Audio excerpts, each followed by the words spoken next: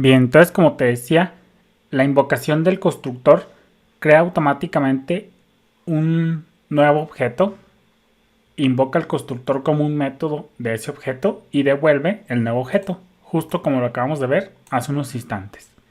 El hecho de que la invocación de un constructor sea tan diferente de la invocación de una función normal es otra razón por la que damos a los constructores nombres que empiezan con mayúsculas.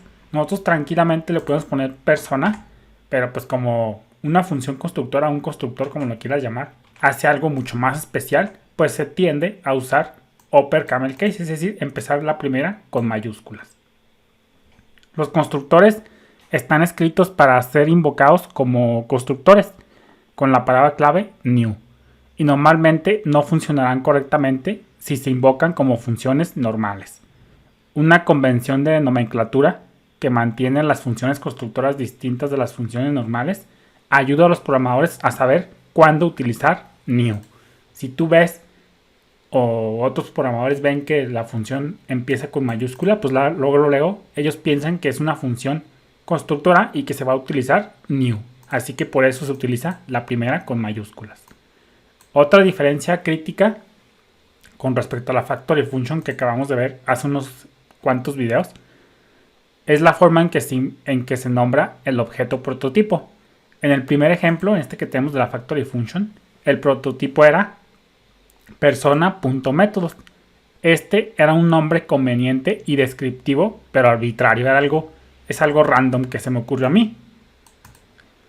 En el segundo ejemplo, el prototipo, en este caso es persona.prototype. Y este nombre es sí o sí obligatorio. Si usas una función constructora, un constructor, sí o sí es nombre de la función constructora .prototype. Entonces, esto es obligatorio y simplemente lo que cambia es la función constructora. Si tú lo haces de otra manera, por ejemplo, persona.algo, esto ya no tiene sentido. Una invocación del constructor persona utiliza automáticamente persona.prototype como prototipo del nuevo objeto persona. Fíjate, vamos a poner en este caso, vamos a hacer un log de Juan, vamos a object.obteme el prototipo de quién, pues por ejemplo de Juan. Y pregúntate a ver si es cierto que el prototipo es persona.prototype. Y también de una vez pregúntate por Carlos. Vamos a ponerle acá Carlos. Y vamos a guardar. Vamos a recargar. Y fíjate cómo efectivamente da true. Entonces, una invocación del constructor persona utiliza automáticamente persona.prototype como prototipo del nuevo objeto persona. Obviamente, como la lógica no lo diría. Pero esto pues simplemente es algo, por decirlo de una manera, algo irrelevante porque tranquilamente sabemos que podemos crear un objeto con la función constructora y que va a ser su objeto prototipo persona.prototype, pero más adelante pues ya vimos que le puedes cambiar tú el prototipo a cualquier objeto más adelante, aunque no se recomienda como buena práctica. Entonces, por último, observa también las cosas que no cambian entre los ejemplos que vimos anteriormente entre la factory function y el constructor, debido a que él demuestra la forma correcta de crear clases, por decirlo de una manera correcta, en las versiones de JavaScript anteriores a S6, es decir, las Factory Function. Esta era una forma de conseguir clases en versiones anteriores a S6. No utiliza la sintaxis de métodos abreviados de S6. Fíjate cómo acá, en este punto, pues bueno, sí utilizamos la sintaxis de métodos abreviados de S6, pero pues lo más normal era hacerlos como nosotros ya lo tendríamos conocido, porque esto de métodos abreviados apenas surgió en S6, pero nosotros lo hicimos uso. Pero como esta sintaxis era de la versión S6 para atrás, pues lo más normal era que pusiéramos aquí hablar. Hablar es igual a dos puntos function. Para que ahora sí que todo fuera en la versión de S6 para atrás. Pero pues nosotros, como ya sabemos que existen hoy en día, pues usamos los métodos abreviados. Pero fíjate cómo la implementación es lo mismo en ambos métodos, tanto en constructor como con las factory function. Nomás que aquí pues no tendrías que usar los métodos abreviados porque esos apenas surgieron en la versión ES6.